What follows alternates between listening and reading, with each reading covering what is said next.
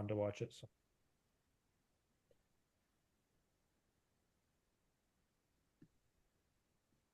All right. So we're gonna talk about three-man officiating tonight. Dual, or excuse me, diagonal system. Any the most critical elements for positioning as an official is that we always want to try to get the best angle we can versus proximity. So if we're on a fast break, we want to trade off chasing them down versus trying to get wide. So that way we're able to see through the matchup um, instead of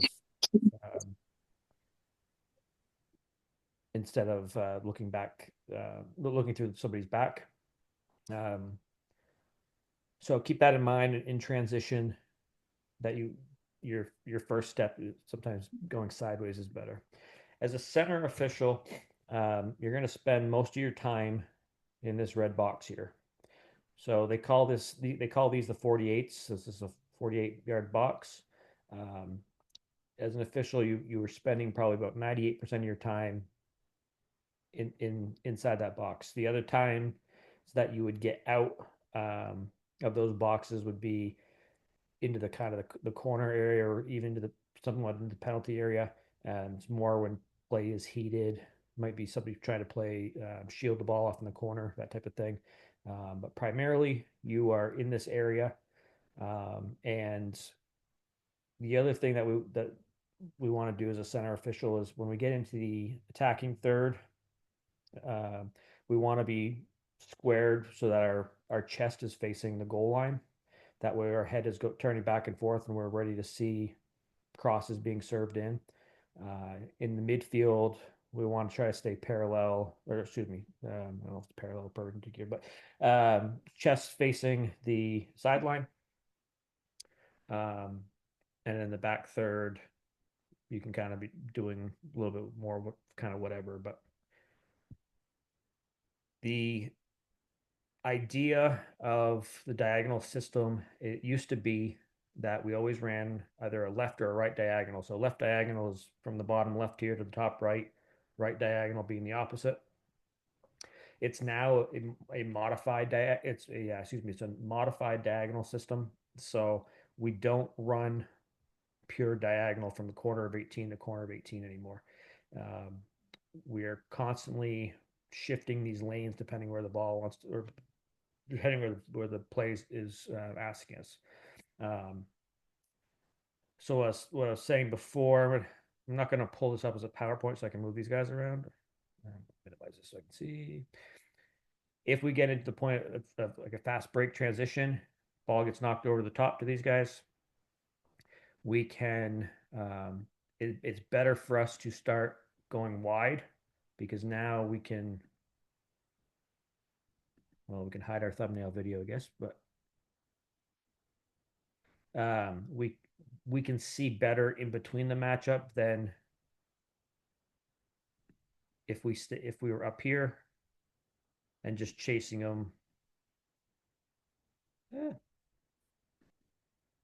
this worked better in my head. Instead of chasing them and looking through, we can't see any contact that's happening in between the players. So center referee, your job is basically get wide first and then your proximity. Um, and you're going to be covering all areas of inside the 48s. So when we look at other considerations for positioning, we'll talk about the zones of the field and how that takes into to account high and low pressure situations. Um, we'll look at some set pieces as well.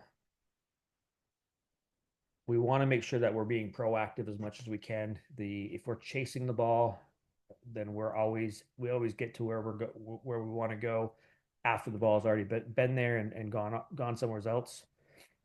If we are getting familiar with how these teams are playing throughout the game, we want to try to anticipate where they're going to be trying to play the ball to, so that we beat the ball there um, to have better view of what's going on. Okay, so when we look at the thirds of the field. We have the defending third, which is if this if attacking is going to the right, this third of the field on the left is going to be your defending third. Middle third is obviously in the center, and then the attacking third is where the ball is going to.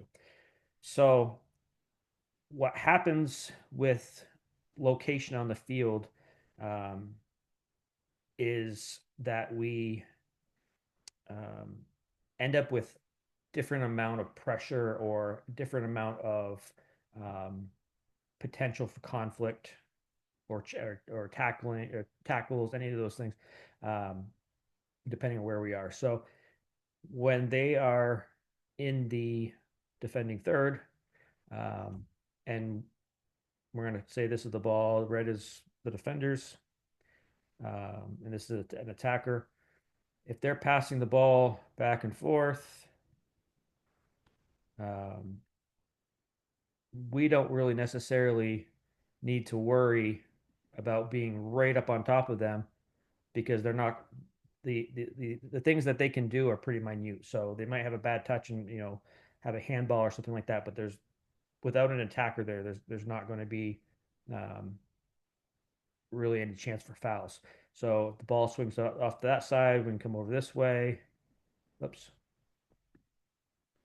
Um, swing it back. You'll see this a lot with some of the better the teams that have better control on the ball.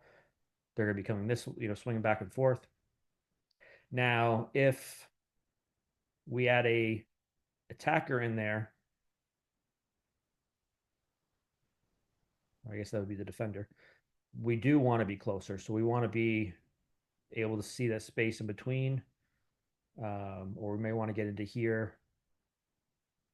You're not going to see a whole lot of teams that are trying to pressure in the defensive third unless they're getting desperate.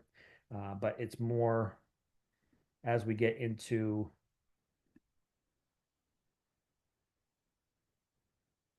the attacking third that I'm just going to get the ball out of here for now. We want to be up close. We want to be seeing that matchup in between. If this guy passes, bring the ball back. If he passes it back over here, we want to be coming over as well. I guess they're still in the attacking third, so we'd be ahead of the ball a little bit still. Our AR is going to stay even with the second to last defender. Um, and we're going to stay right in this situation. There's nobody guarding this person. I don't know how to get rid of that thumbnail video thing. Um, we don't need to be right up on top of them. We can kind of sit back a little bit. That defender gets close. We want to be up higher, making sure that we can see through the defender there. Make sense? Areas. So when we're in the defending third, the ball's in the defending third. We can basically be going side to side in that middle third. They may try to work the ball up a little bit. We can kind of work up with them. We want to stay on the same side of the ball. We're just getting ready basically for them to we're anticipating the next phase of play basically. So if they're passing along back and forth here, they're looking for a way to either attack up the sideline or to hit a ball through the middle. So the ball comes on to one side, we're going to be kind of getting onto that same side, potentially looking to make a run with the ball up the sideline, um, or reacting to something coming through the midfield. If the ball is in the middle third, we're going to be closer. We're going to have a little bit higher pressure, not as quite as high as in the attacking third. But again, we're going to be going side to side. And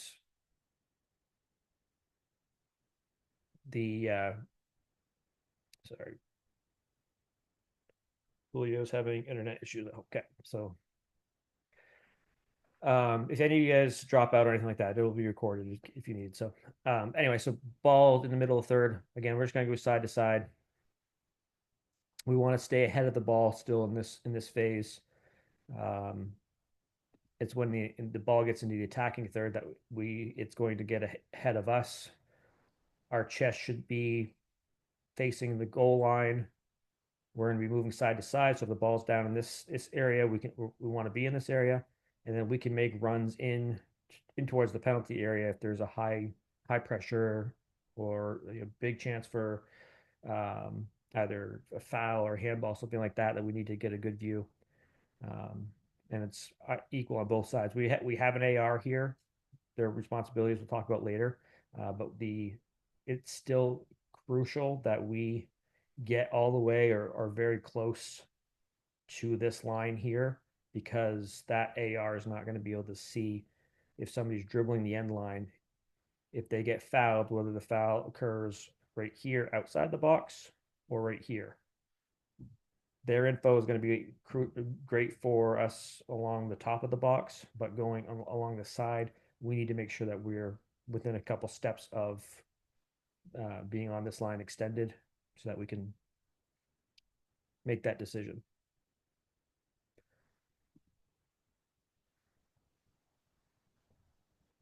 This is just showing. So if they're attacking the left side, we're going to be in this area. If the ball gets down into the corner, um, there's are times that we do want to chase them down. A lot of it is preventive officiating. If you have two, you know, typically males that are trying to fight over a ball, one's shielding, one's trying to pull them off. This is a high temper zone, so there's a good chance that something could blow up there pretty easily. Um, so what we want to do is just even being present there, talking to them, letting them know that we're there, will help to kind of settle those things down. And it's the exact same thing on the other side as well. Corner kicks for the AR. The if this is a oops, I don't know where I just clicked on it again.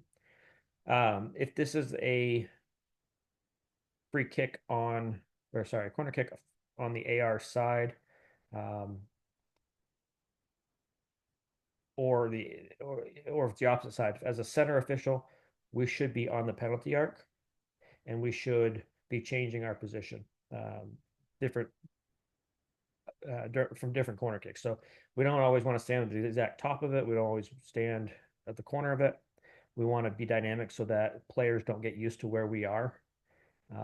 They You won't see it obviously as much in the middle school or JVs and such, but when you get to doing the varsity games, that's a little more contentious. And again, usually it's more the boys misbehaving than the girls. They're going to be they're going to be pushing on the goalkeeper. They're going to be trying to do a bunch of stuff, tugging on each other. We just want to make sure that we're always in a kind of a different position, so they're not used to being able to get away with something from that they think that is not going to be able to get seen because we're always on this one side. After that, we can make runs depending where the ball is served. The point of that when we're on this arc is we want to make sure that we are having a different view than what the AR is seeing. The AR is going to see across the field. We want to try to be seeing downwards um, instead of just having an opposite look from them. It just gives us a chance to see something that they may not see, and vice versa. But a lot of times a lot of the more skilled schools are starting they'll start with a bunch of players kind of at the 18 opposite from the goal, and they're going to have a bunch of runs coming in. We want to make sure that we are ahead of those runs, looking at them running onto the defenders, so that we don't care what the ball's doing. We care what is happening in terms of contact between two players. So if we're running in behind them, we may see some things if, depending on what angle they take, but 9 times out of 10 we're going to be shielded. So um, it's important to be dynamic and try to get that angle on what teams are or how teams are setting up their corner kicks. And let's see.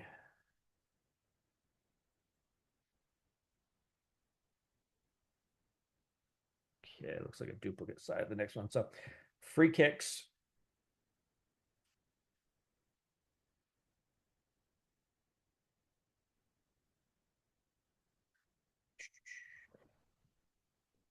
So this is a free kick from the left side. I think I can get rid of that. Free kick from the left side. AR is going to be set up on the second to last defender. We want to get rid of that.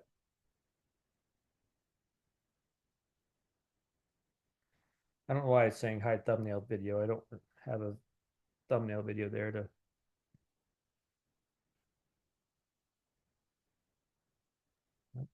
Hey, Brad, I think you're the only one that can see that. We can't see if anything is a thumbnail video.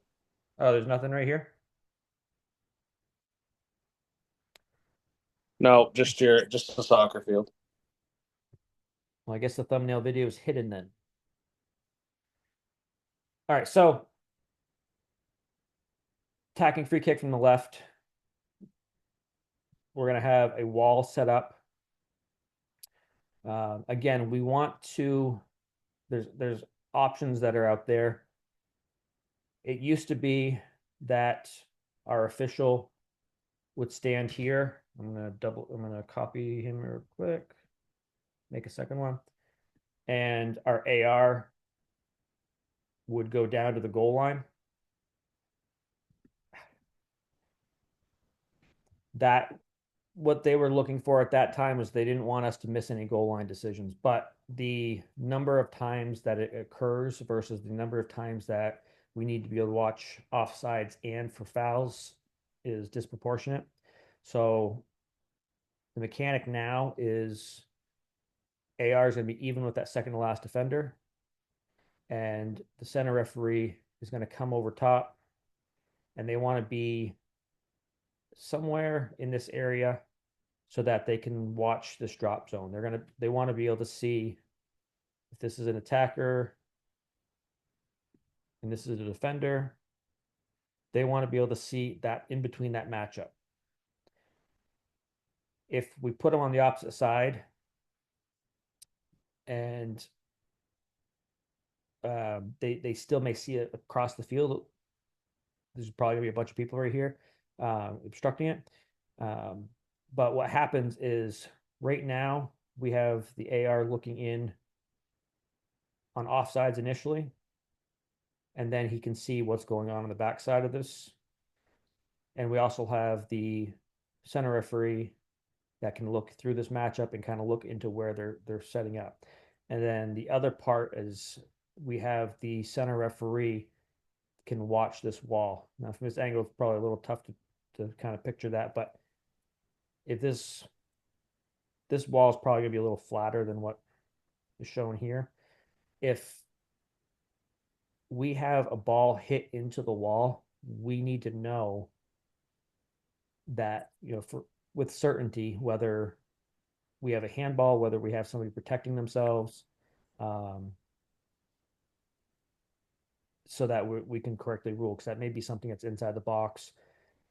When we put this guy over on this far side, we're now behind the wall, and the only person on our crew that could possibly see anything is going to be sitting way back at midfield, or worse, depending where the second last defender is, and they're going to have a hard time watching a ball straight on from 30 yards to be able to see that clearly. So the center referee, we want to be over top of this play so that we can watch that ball being dropped into the drop zone. Hey, Brad. Yep. I just make a point that as the ball is hit, as a center referee, you got to make sure that you're moving and anticipating where the runs are. I mean, I almost had the same exact scenario in a state championship game that, I didn't see a handball because I couldn't get there because I was set up too far to the right. Yeah. So you got to, just kind of really anticipate where that ball's going. Yeah. And so, kind of the point Ryan's making is in the previous classes that they would teach us, they always had us far out to the right side. If we need to get more middle because everybody's running on, this is going to be potentially a service into the box into here. These players are going to be running onto the ball this way. If we're too far out to this side, this kid could potentially catch the ball, lay it down on his hand, and pass it by the goalie without us being able to see it clearly. And that's exactly what happened. Yeah, there may be a video about it. I'm not sure. Yeah, maybe. I mean, and I would say too, that's where AR2 needs to, be paying attention into the box as well, because in that scenario, they may have the best look out of anybody. Yeah. So that spot that I deleted, or that thing I deleted, I'll go to the next slide because it has it on there. That little yellow triangle is a reminder for AR2 that he's still a part of the team, even when the ball is going to be down here. We'll talk a little bit more about that as well, but later. But it's crucial that this AR is watching. There's no reason that they can't be helping out to watch the kick takers and even the wall. Um, and anything that they can see. I usually will, like if I'm working with guys that I don't know very well, I'll usually tell my AR to be watching to this post. Um, I had a bad game, not a bad, I shouldn't say a bad game, but it was a very physical game at Hassan once, and there was just a shit ton of stuff going on in front of the goal, and I don't know how many times we missed this kid getting fouled in the back side of the 18 here. It would have been a penalty kick because we were focused on everybody that was kind of messed around in front of the goal. So we certainly need to use all three partners there. All right. So if it's from the left side, sorry, if it's from the right side, it's the same principles. We want that center referee again be up in this area. You can go or into this area depending on where play is running to. But we don't want them getting down with the second to last defender. We can trust our AR. Um, I will say as the AR, once that shot is taken and we see that it's going over the top, bust your ass so that you can get as close to that line as you can. If there is a goal no goal decision and you're here, it's going to be a lot tougher to sell it than even if you're here. Ideally you're down to the line. Nobody's going to get down to the line in time on a shot, but the closer you can be, the better it's going to look. Okay, so oops, just to kind of summarize, um, center referee positioning is entirely trying to find an angle so that you can see in between the players. This is players and the ball, but really between an attacker and defender. If you can go out and think of one thing next time that you're in the middle, even the two man is the same principle. If you can be looking in between the person with the ball and the defender, you're going to be able to identify illegal contact much easier. Proximity is for control and credibility. It's good to be close because we want the players to know we're there, so they're not trying to get away with anything, and it makes us look more credible the closer we are. If we are too close, then things become in our periphery and we can't see them. So a good idea is 8 to 10 yards away, is what we're shooting for. From there, it's really identifying when low pressure, they're passing the ball around the back. Nobody's trying to steal it from them versus high pressure. They're trying to dribble in between two, three defenders in the penalty area.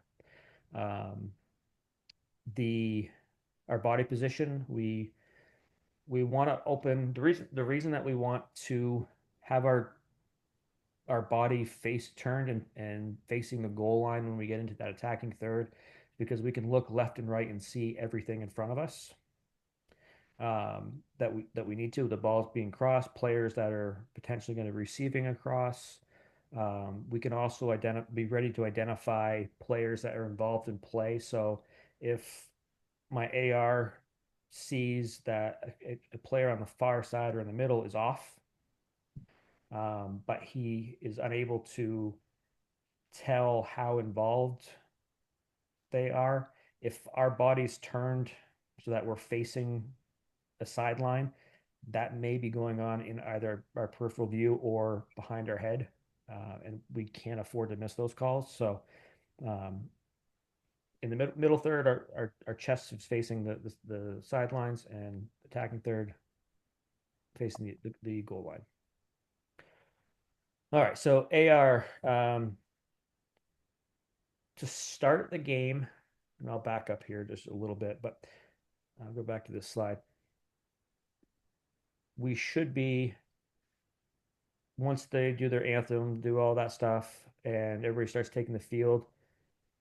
If you do a walkout, you'll start out in the center here, but typically we're going to start from the sideline. Our ARs should be going to the penalty area, or the penalty mark, excuse me, to the right post, inspect the net inside. We've already inspected it from pregame, but it doesn't mean things break while they're shooting. So we're going to check the net inside, go around the back of it, check the back of the nets, and then we have always stopped right about this area and waited for our partner to be ready. The rest of the state is essentially, once they're done, they're going to the second last to the last defender, and they unfurl their flag to indicate that they're ready. I don't care how we do it. The biggest thing is just do it and talk about it in your pregame so that you guys both know the AR, both your ARs know whether they're waiting for each other or not.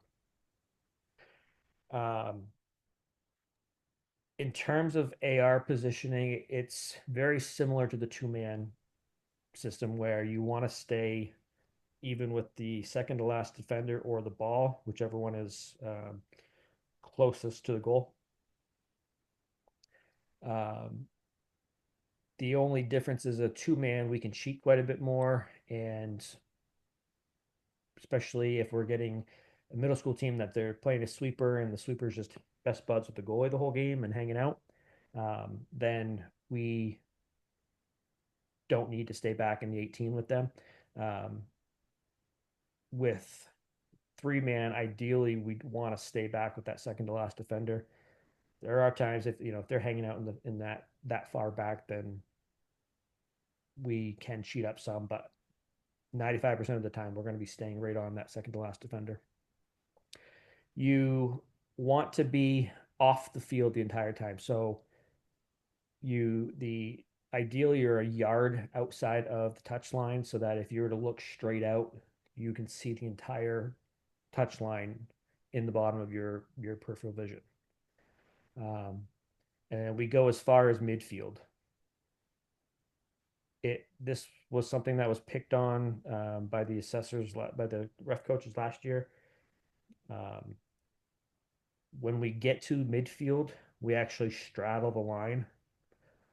So we were only going up so that one foot was on the line and not crossing it. They do want us to straddle it, but we should never be going 5-10 yards up beyond that midfield line. That is essentially our second to last defender, that's our offside line, which is the point of staying with the second to last defender or ball. So if everybody's back in the opposite side of the half, that's where our offside line, our offside line occurs. That's where we want to be hanging out. And the only time that you really would ever cross midfield is if we were to have, we call a mass confrontation or a fight, and AR1 would basically be going to midfield and crossing over um, for bench control.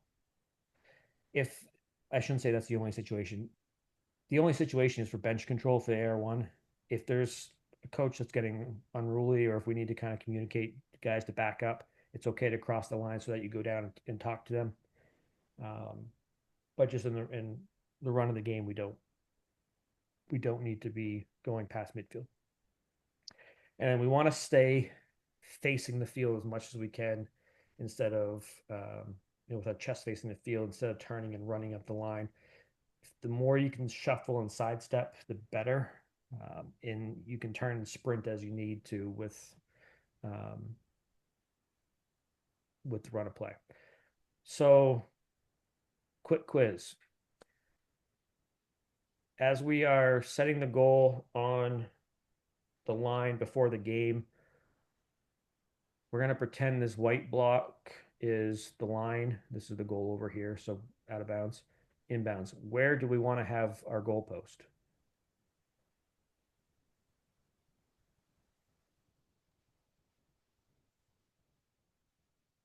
Is it in the right position right now in the center of the line? No. No, Front edge should be on the inside edge. backside. Say that. Say that again. Sorry. Front Line- edge of the pole should be on the inside edge of the line. So this way you're saying? Right.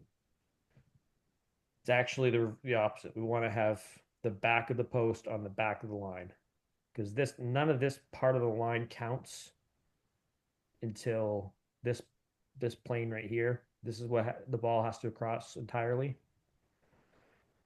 So if there's a field that they have a line that's like 6 inches and they have those old little metal posters, goals, if we set them if we set them up here, we're actually taking away 2 inches of play. Yeah, most posts are the same width as the line, though. They're But supposed they're supposed to be by rule, but Right. they're supposed to be both 4 inches or something like that. But Yeah. the Northern Maine schools don't keep up with that necessarily. So, or I shouldn't say even Northern Maine. You can go to Hamden and they might not even have nets for you. Which is not a reason to not play the game, I guess. But the goals have to be secure, but they do not have to have nets in them. So yeah, we want to make sure that the back edge of the post is lined up with the back edge of the outside edge of that. All right. So duties as an assistant referee. Number one, your primary duties are ball in and out. So on your touch line and on your goal line. Ruling a player that is either offside or onside. So offsides, and then fouls immediately in front of you. Secondaries, you're assisting the CR. They're basically the team with everything else that's going on in the field. There was a little bit of change in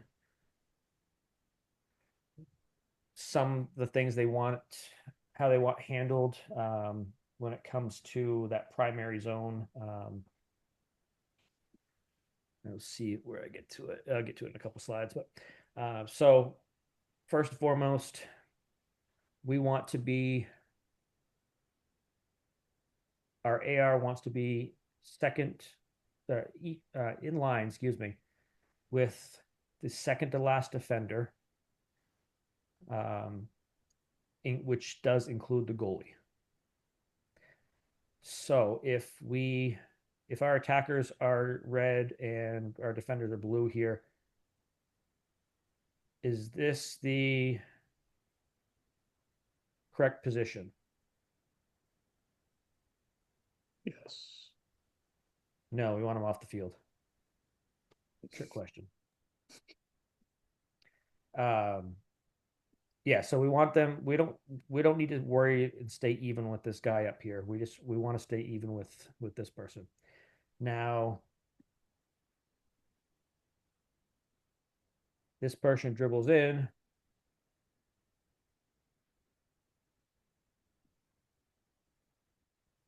We again, right now we're in the spot where we want to be even with the ball here because the second to last defender, the ball is already behind him. We don't need to get to the point where we don't want to stay back here because then we're looking at a play. We're looking to see if this guy's offside, and really we have an angle that we can't really tell because I remember Michael's offside thing last year, whatever that angle was, whether we're ahead of play or behind play.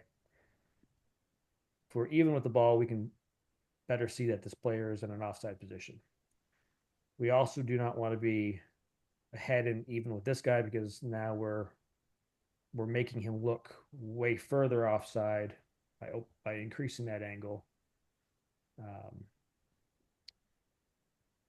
And the thing that a lot of people will forget is this guy will come down on the goal line.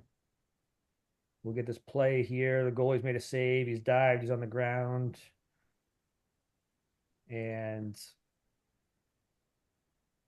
our AR is even with that, in his mind, the second to last defender, because we're so used to just being on the last defender, not considering the goalie, that we will miss this potential offside play here because the second to last defender is now the goalie, and we should be even with the ball here. That happens a lot in corner kicks. Happens a ton on corner kicks. It happens a ton, and really, yeah, it's really on corner kicks where a bunch of people they're sitting around, not sitting around. You get 10 players inside the 12.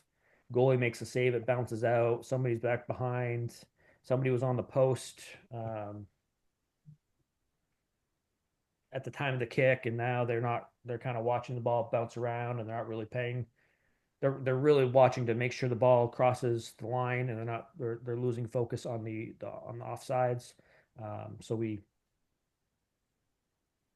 kind of lose focus for a minute and miss that. So we just want to remember that the goalie is one of those last defenders. Okay, so the coverage areas primarily are whichever touch line you're on, you have the entire line for ball in or out. And you're going to signal the entire line. We'll talk about signals in a minute, but if a ball goes out on the other side of the midfield, it is still going to be signaled by you. You have the determination on when the ball goes over the line or stays in on this side of the field. You don't have necessarily the determination of who it was off of. So if it's on the far side, typically the center referee is going to start to signal first, and then the AR mirror. When it's on this side of midfield, on the AR side, he'll signal first, and the center referee will mirror. And then the AR is going to be focused on fouls immediately in front of him in this area. The change that they're pushing a little bit, it's not one that I'm a huge fan of. I understand it. I think there's times when we work with each other so much that we know what our threshold for calling things are. But they don't want the AR signaling fouls immediately in this area. Still stuff, they still want him near side of the 18 penalty area, that type of thing. but they want this area to be an area that the AR is thinking, okay, yeah, I saw that foul. If I if my thought is the center referee probably had a good look at it as well, then he's waving it off. So I don't want to pop my flag and then have everybody on the bench and in the crowd screaming that the flag went up, and when as the center official I'm saying no handball, no foul, whatever. This area right here in terms of fouls needs to be, oh shit, there's no way my AR saw that, or my center referee saw that. There was obviously a handball there. He just there's he gets I can see that he was shielded or he's in transition. I'm popping it because I know I have something that he missed. Um, the other thing you can do in this area is be a little bit more reactionary. That if the center referee has a foul, if he blows the whistle, you can pop the flag, just kind of as a visual that, oh yeah, okay, now we have two people that saw it. But they want us to be more hesitant to call fouls that we are thinking that are a little more judgmental, and give that decision to the center referee. It's an entirely for match control. It's not that the assistant referees any worse position, any less of an official. It's entirely that we don't want a flag go up here on a judgment call when the center official's got the has that's his responsibility to make that judgment and have two conflicting signals. The other coverage area that we have as an AR is the entire field. And so if play is going on down here, you're not necessarily going to be flagging fouls or anything that's going on. What you want to be looking for are things that, somebody, if we see a foul, whatever down here, and it's pretty trivial, then who cares? It's on the center referee. It's on the other AR if it's down on that side. We see stuff from this side. The things that we don't want to miss are number 10 getting really mad because he lost the ball back here. And so as they're coming up here, he's going to punch his opponent while everybody's focused on this. So the trail AR is really kind of skimming the field, making sure that he can identify any flash points where that, in a flash point, basically it's kind of like a throwing a spark out onto dry grass. If it's something that's going to ignite and cause an issue, those are the calls that we have to make sure we get. Then we're popping the flag wherever, no matter where the ball is, and taking care of that. So a little bit on positioning mechanics. Grab a drink real quick. So goal kicks. For the center referee, it's still on here from the old presentation, but you're just going to line up basically where you think the ball is going to be kicked into. It's hard to predict. There's not much control on goal kicks anymore, so it might even be up here depending on the skill level of the kick taker. But as the AR, you first start even with the 6 so that you're watching ball placement. You want to make sure the ball is placed on or inside the goal line. The goal area. Once it is set, you can then go to that first attacker. If that attacker is hanging out on the 18, then hang out on the 18. They cannot enter until the ball is played, so that's what we're watching for as the AR. If we bring in another defender in here, you can stay back. You can stay back and be second to last defender. But this is one of the times we probably are better off to cheat up if there's a attacker looking to kind of counter cash in on a mistake right here. We want to make sure that that ball is played before this attacker is able to enter into the area. And then from there, you're going to drop back to the second last defender and or up the other way, whichever way play takes you. Corner kicks from either side. We talked about the center referee going around the arc. The AR is going to stay outside of the flag and even with the goal line until the ball is played. And then we're going to, once the ball is played, we want to make sure the ball doesn't go out and come back in. But we're going to immediately push up to wherever the second to last defender is, because it's the next ball that's coming off somebody's head that we're really concerned about being somebody potentially being offsides in this area. I did look through for any of the new officials, and then anybody that's watches this video later on the two-man mechanics. We had a little question because of on some corner kicks in the 7v7 tournament.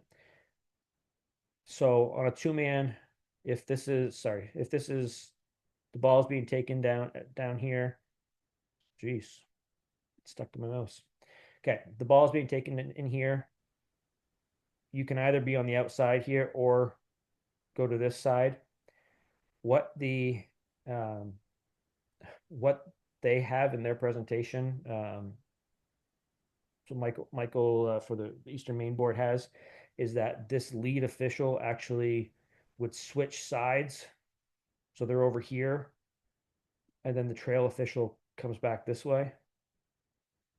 Well, now you just changed the game because this team has been attacking this way, and you want to keep the same dynamics.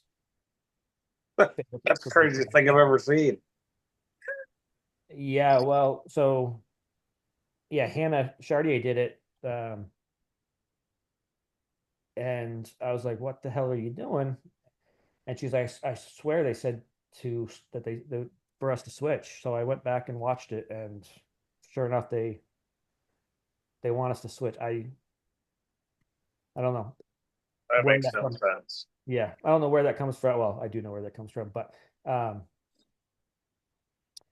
corner kicks for two-man, if you're on the same side, just get into here. And then really it's the same thing even if it's on the opposite side. Your trail's going to come to the 18. He can watch in through here. You get goal line. Anyway, enough of the two-man mechanic stuff, but I wanted to clarify that for new officials that have watched that video of his. Penalty kicks. I don't know if I have. So the one thing I mentioned this earlier, prior to a corner or prior to a penalty kick, the AR is not going to be able to see this line. So we talked about how the center referee has to come over to be able to watch fouls that are coming in from this direction. But it is the job of the center official. Sorry, I get you guys all confused. It is the job of the AR to have an idea when he sees contact coming into this area to let the center official know. That's one of those ones that he's calling it outside the box, then let it go. If it's clear, if it's clearly outside the box, if you think you might have had a better view, you may have had a better view. And there's a way that we're going to talk about that in a second, but just remember that that line, your goal line, and your touch line are going to have the best view.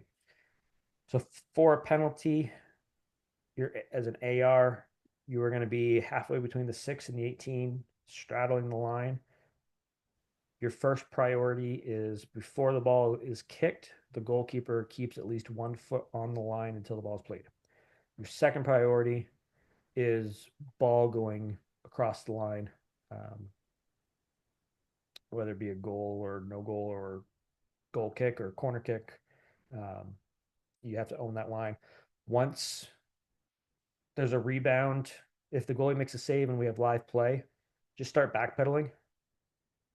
You can start kind of getting out. You can cut the corner if you need to, but don't turn around. Don't turn your back or anything like that, because now you're going to have potential for offsides, rebounds, all sorts of different things. Goalie potentially fouling somebody trying to make a second save. You name it. The center referee at the time the kick should be halfway between the penalty mark and the goal line. Your job is watching the kick taker and the people outside of the area. So you want to make sure he doesn't come to a complete stop. He is allowed to stutter. He just can't stop. And you want to make sure, you want to be in your peripheral vision. You want to make sure nobody's encroaching before the ball's played. Okay, so for our signals, we always want to make our signals standing still. We don't want to be running up the field. And we should be making all of our signals with our chest facing the field. So AI is not perfect. They try to get them to make a picture of somebody running up the line pointing at the flag, because we have a lot of people that do that. This looks like he's going like fencing or something. We shouldn't be pointing up the line while we're running up the line, and we never are really just going straight out like this either.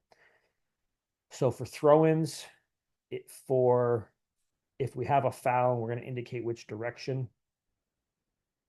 Our flag is going to be at about a 45-degree angle in the direction play is going to go. If we do have a foul, we pop the flag straight up. When I say pop the flag, for those of you who haven't done it, all we're doing is raising our arm up. We're not doing anything fancy with the flag. We're just going straight up.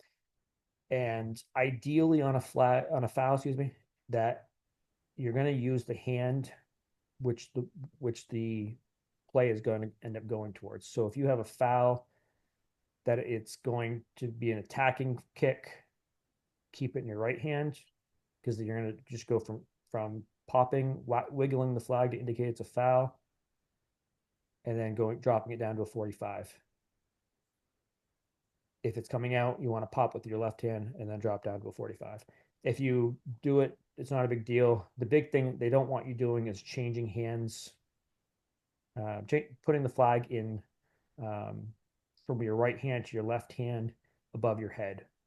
So anytime you're switching hands, it should be below your waist, and it's just a thing to try not to distract not attract more attention to yourselves and distract the center official. The signal for a corner kick, again, it's not this guy pointing at the flag like this. It is come still, get to the corner. So we don't want to signal a corner kick from 18 yards out. If we have a corner kick, we want to run to the corner and point to the flag down at a 45-degree angle like this. A goal kick, we don't need to go to the end line. The ball's going to be going the other way anyway. We can just point the flag straight out. So this guy, any other time we pop the flag straight up, it could be that we have the ball is out of bounds, so we're indicating that's crossed the goal line or the touch line. It could be that we're popping the flag because we have an offside violation, or that we have any information that we want to convey to the center official.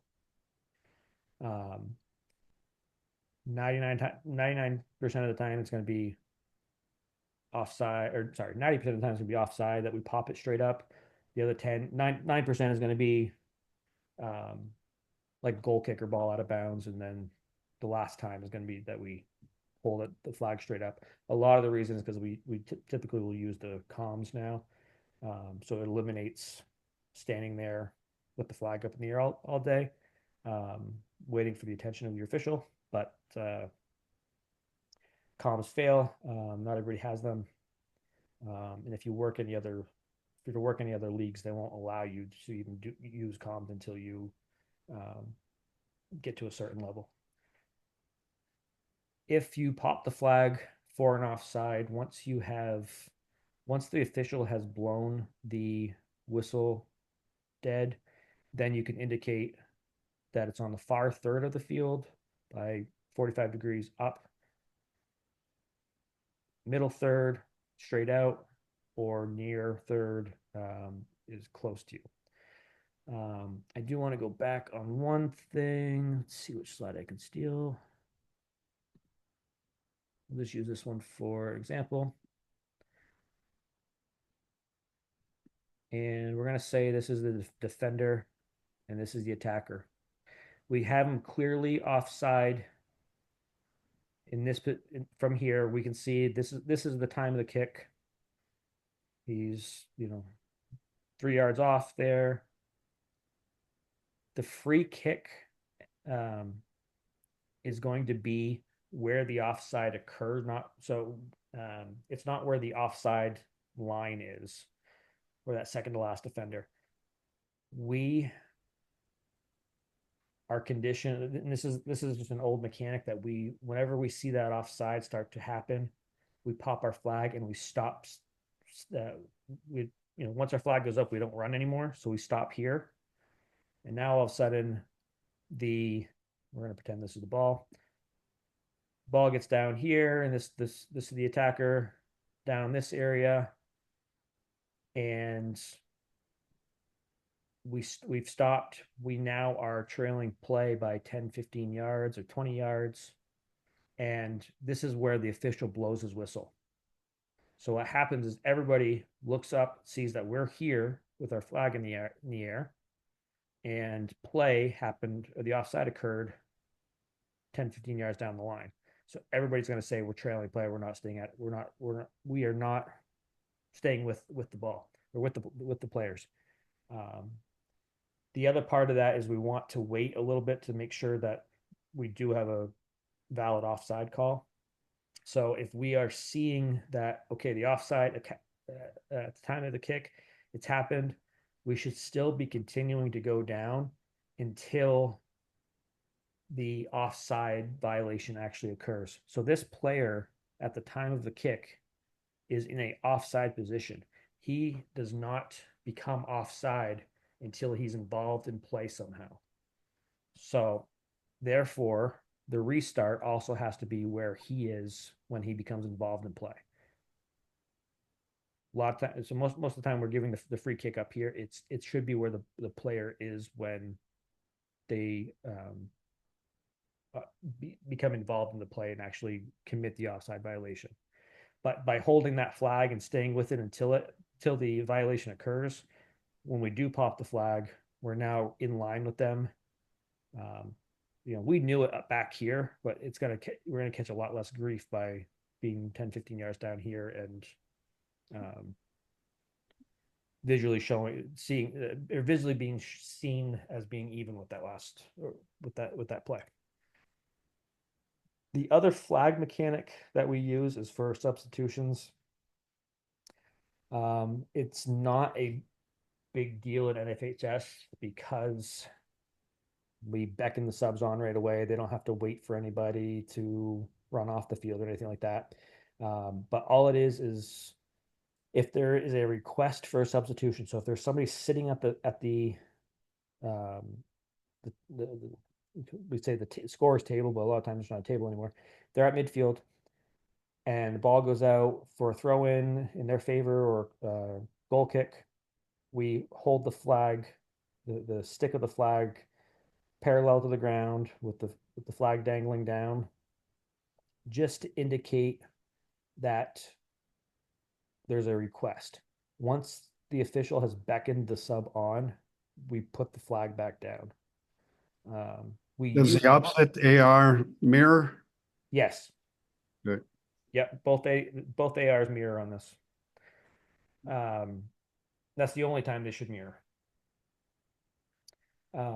Once these beckoned, we put that back down. We used to hold this up until the substitution was complete, and we'd put the flag down to indicate to the center official that we're ready. They don't want that anymore. They actually dropped it down to one point. It started up here, and then they were holding it at their waist, kind of like a skirt, and then they put it down. The mechanic they want is this is the beck in, flag down, and then when you're ready to play, you're basically your arm just goes out straight to the side, like you without the flag, um, like you're pointing in the direction of the throw or the kick, and you just hold that arm out until the referee sees it. Both ARs can mirror that signal, and once they're ready to go, then they go. Guys, the up here we're usually going to have the comms on most of the time, and we're just going to tell each other, okay, yep, we're all set, ready to go, and go from there. Okay, so there are some subtle signaling that we want to do, and this is really crucial for when our comms are not working. On a throw in, if it is on the side of the AR, when they go to raise their flag, they're just gonna they can start to raise it about. I put 45 degrees on here. It's not even 45 degrees. It's probably about 10 degrees, just to show that they're going that direction.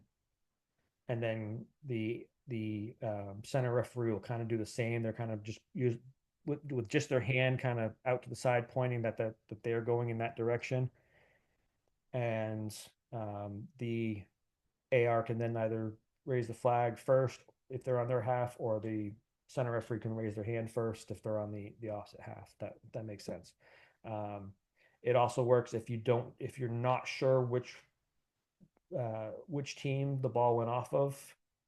By not raising your flag indicates, or on the opposite side, the center referee not pointing in either direction, indicates that we want help, and we can use that subtle lifting of the arm just to show this is the direction I think it went in, and we go that way. Just kind of prevents us pointing in two different directions. Penalty area decisions. If we feel that there is that the foul occurred inside of the penalty area, we just want to start jogging down towards the corner flag, just about 5 to 10 yards, not all the way down. Don't set up like we're going to be going to a penalty. The only people in the world that are going to know that the AR is suggesting penalty is us. If we feel like it's it's clearly outside the box, then the AR is going to jog back towards midfield. So penalty, go towards the flag. No penalty, go the opposite direction. If there is a foul and the AR, or you see something and you're wanting to recommend a card to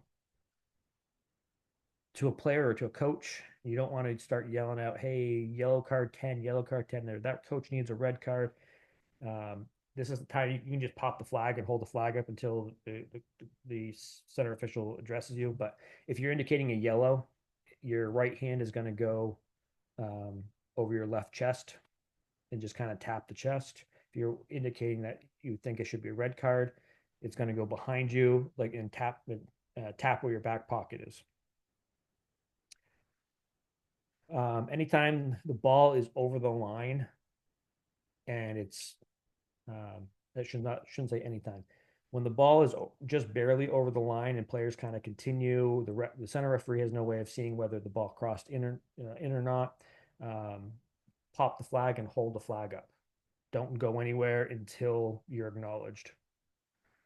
If it's a goal, once the official has blown the whistle, you put the flag down and you take off toward midfield. That's going to be the indication that it's a goal. If you were going to say that, if you were trying to tell the center official that it was an offside, you're going to hold that flag up and then you're going to drop it down to either 45 degrees straight out or down, indicating that it's an offside.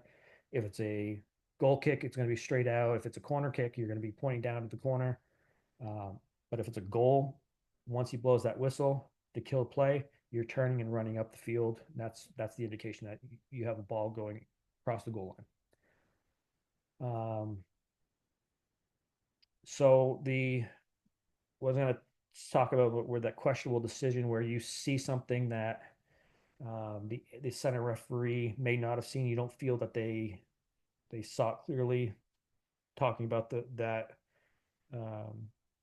area back here where you're not popping the flag unless you know the center referee missed something. The way we should be handling that is once the play is done, let it play out. Don't pop the flag right away.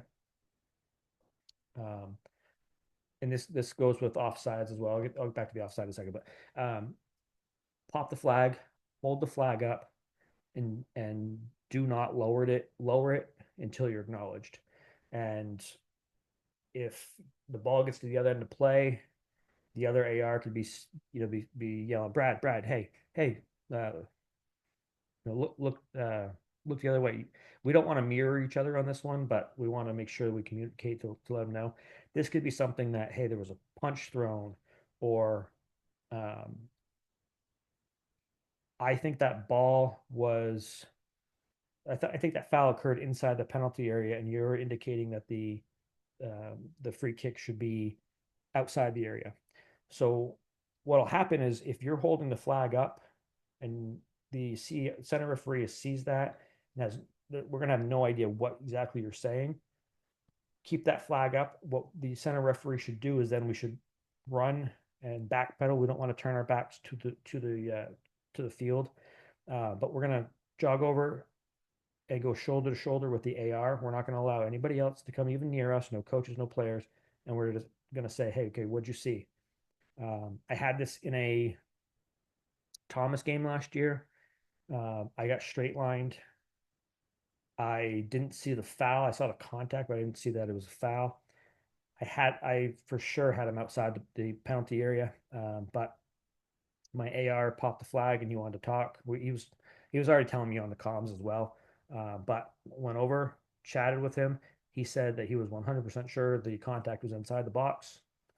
So I shouldn't say I was 100% sure. I was 75% sure that it was outside the box, but he said he was 100% sure. So we changed it to a penalty. In that situation, he knew that I could not see the play very well. So he was right by holding it up and getting us together and chat about it.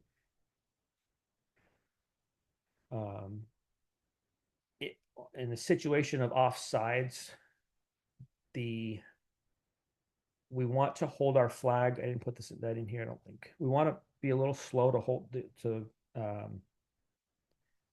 to pop the flag on offside because the person is not, again, he's not committed an offside offense until he is involved in the play. And there are times where the center referee has to make a decision if that player was truly involved in the offside or truly involved in play. If there was a deliberate play by the defender that would negate the offside. So we hold that flag, and then if the ball goes out of bounds, whatever, if it goes out for a corner kick, then no, we want to pop the flag and say, hey, I had an offside. What do you think?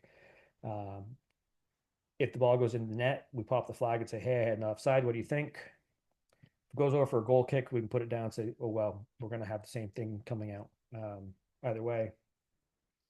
The only other one is that you would put the flag down for offside is if the ball gets knocked at the other end and they start getting a promising attack until there's a change in possession that results in an attacking or a fairly promising attack. Then you would signal, or you wouldn't signal. It's essentially playing advantage there, and you can drop the flag. But otherwise, we want to be slow with that because once we pop the flag and the whistle, we blow the whistle, and then we say, "Oh, no, it was the guy in the middle that was offside. It wasn't the guy on the far side that received the ball." We've just killed the play dead. We can't go back. We can't award him a free kick. We can't award the goal. We can't do anything. If we wait 10 seconds, 15 seconds, and say, "Hey, pop the flag after," and say, "Yeah, I had him in an offside position, um, and he was offside," we can always pull the goal back. We can restart everything. We can negate anything that's occurred, but we can't create something that hasn't. So we want to be slow on that. And then lastly, for our signaling, oops, this is something that we don't do up here very often, and it kind of drives me nuts when I go somewhere else, um, because we should be doing it. It's just it's habit for us not to. We should be communicating with our AR. So if Ryan's my AR and Steve's my AR, when the ball is not doing anything, we should be scanning the field proactively, making sure everything's good. And I should be checking and saying, "Ryan, you good? Steve, you good?" And they reply back to me, "Good." But if we don't have radios, the way we do that is we just use our hand. We kind of bring our arm out to the side, and hold our palm towards the ground, kind of make eye contact with our AR. So our arms kind of look like we're patting a dog, and then the assistant referee signals back that it's okay. First time I worked with one of the official downstate that's really highly trained on this, kept asking me like every 5 minutes if I was okay. Like I thought that something was wrong. Um, didn't know if my nose was bleeding or having trouble keeping up with play or what. But they do this when anytime the ball's out, just make sure that everybody's still focused on the game. And the other thing is too is that the bigger reason is that it makes us look at our ARs, and I can turn and see that, oh, Ryan's been holding his flag up for 30 seconds. He has information that he wants to tell me. Now I'm going to stop the play and go see what he has. Uh, Again, the comms clean that up a lot, but they do fail, and we need to be ready. Um, so just the miscellaneous stuff. As an AR, when you're facing the field, the flag should be in your left hand. That's your baseline. That's your starting position. The flag's in the left. And if you end up turning to run towards the goal line, it's going to always stay on the side, towards the field. So it's going to stay in your left hand as you're running up the right side of the field. Um, if you have to turn and run to midfield, you switch it to your right hand. You always want to stay straight down. If you're pumping your arms and waving, that's gonna when you're running, that's gonna cause the flag to wave back and forth. That can be attention grabbing to the center referee, that they have to turn their head to look to see if you're waving at them for some reason. Um, you want to keep that flag quiet. So try not to. You can pump one arm when you're running. Try to keep the other one silent. Um, the big things that you got to do anytime especially if you're working with a crew that you don't work often with. I don't do a pregame very often if I'm working with um, the same few people that I normally work with, because we are so used to what each other's have for foul recognition and what we say. Um, if there's a ball rolling on the line, it hasn't gone out yet. Um, we don't want to use negative language. We don't want to say it's not out, it's not out, it's not out, because things cut off, it can sound like it's out, out, out, and then now we're killing play. We instead will say positive stuff like if there's no foul or if the ball's still in. I typically just repeat good, good, good, good. He's good, good, good, good. Usually want to repeat things 3 times just in case they get cut out. One thing we need to work on as a board is to stop having conversations as an AR with fans.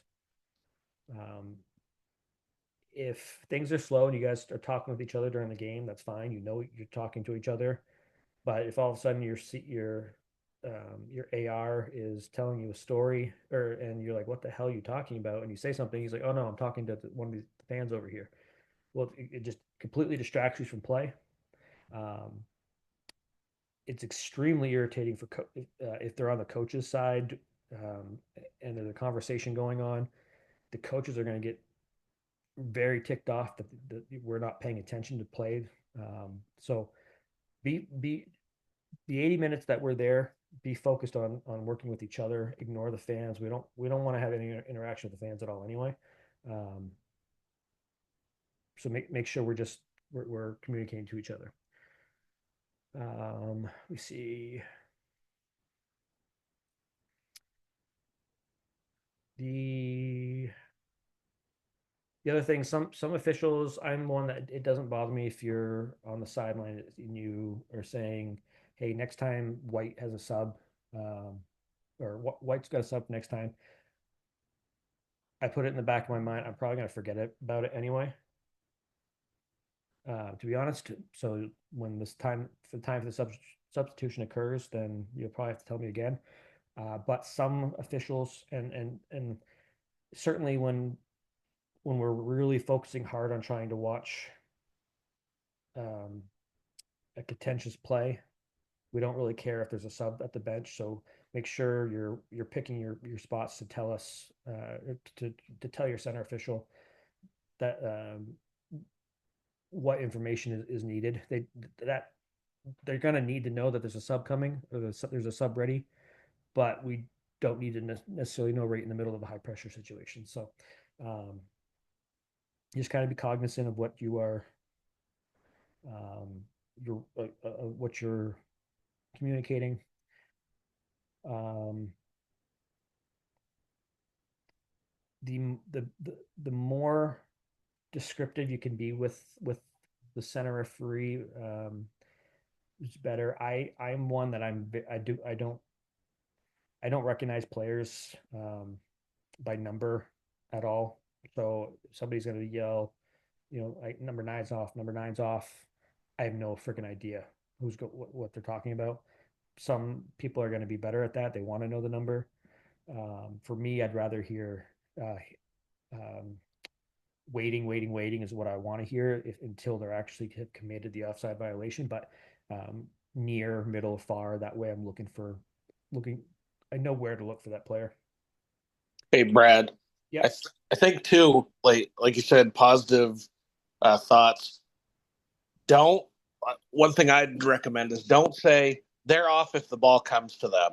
Well, say waiting, Right. right? Because if as soon as you say off, the center referees probably got it in their head now they're off. And if the ball goes the opposite direction and the guy's on and they blow the whistle because you said off, um, I think that having a standard language across the board that we're using would be very helpful.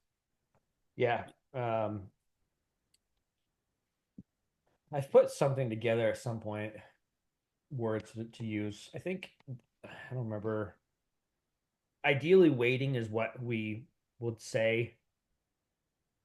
I think most of us, I know Ryan and Todd's not here, but Dave's not here, but Steve, all of us that work quite often together, when we have somebody that's in an offside position, we typically say waiting. That's the easiest way to kind of notify, okay, this person is in an offside position. He is not offside yet though, because he's not committed um, the actual violation of being involved in play.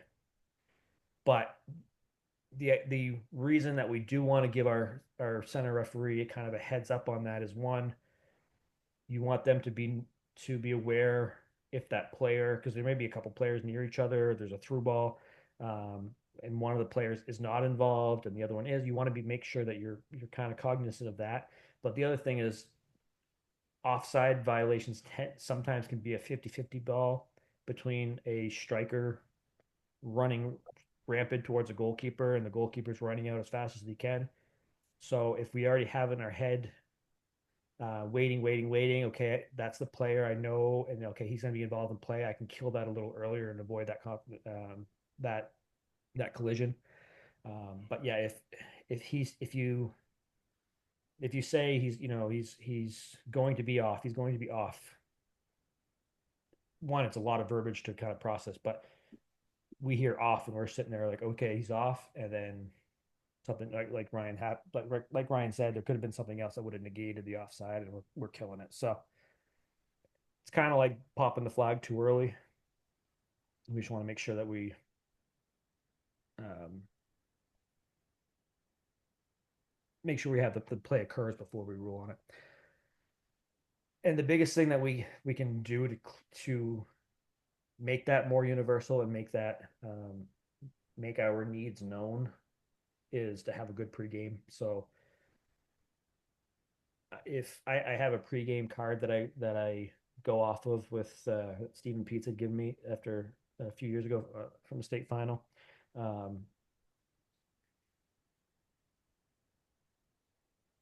I never pull it out until I'm with a crew that I don't work with very often. And I should bring it with. We should be doing it every game, so that it becomes standard. But it is what it is. Okay, so stop share.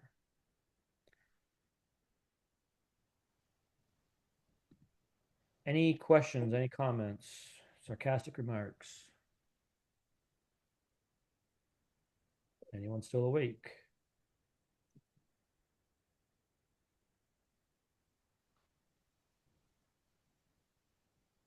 All right.